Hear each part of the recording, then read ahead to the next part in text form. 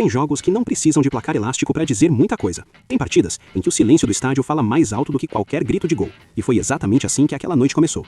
Um estádio lotado, pressão máxima, história recente nada favorável. E um Vasco que entrou em campo sabendo que precisava ser inteligente antes de ser valente. Não era dia de loucura, era dia de maturidade. E isso ficou claro desde os primeiros minutos. O Corinthians tentou impor ritmo, empurrado pela torcida, mas logo percebeu que teria um problema. O Vasco estava organizado, compacto, com linhas bem ajustadas e um meio-campo que parecia ter um ímã na bola.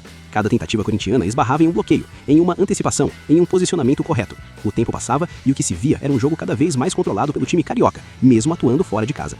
A grande chave da partida esteve no meio. A dupla de volantes do Vasco fez uma atuação de manual, protegiam a área, fechavam espaços e obrigavam o Corinthians a jogar pelos lados, longe da zona de maior perigo. Léo Jardim, atento, praticamente não trabalhou. A sensação era clara, o Corinthians rodava a bola, mas não machucava, e quando não machuca, começa a se frustrar. Mas o Vasco não foi só defesa. Quando tinha a bola, o time acelerava. Rayan e Andres Gomes davam profundidade, atacavam os espaços e incomodavam a defesa adversária. Em uma dessas jogadas, o gol até saiu, mas foi anulado por um detalhe milimétrico. Ainda assim, o recado estava dado. Se vacilasse, o Corinthians pagaria caro. O Vasco teve volume, finalizou mais e mostrou que sabia exatamente o que estava fazendo em campo.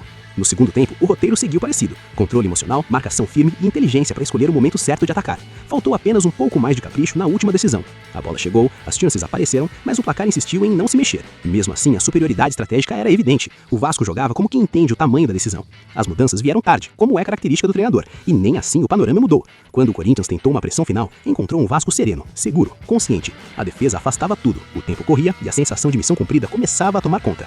Quando o árbitro apitou o fim do jogo, o placar marcava 0-0. Mas quem assistiu de verdade sabe, aquele empate teve peso, teve mensagem e teve dono. O Vasco não apenas resistiu, o Vasco se impôs, mostrou organização, maturidade e personalidade em um dos estádios mais difíceis do país, numa final. Saiu de campo sem sofrer, sabendo exatamente o que fez e por que fez. E isso em decisão vale ouro. Agora, com o Maracanã lotado, a confiança está do lado cruz-maltino. O time chega inteiro, forte mentalmente e consciente de que construiu, em silêncio, o cenário perfeito para decidir em casa. Não é promessa, não é ilusão, é realidade. O Vasco fez o que precisava ser feito.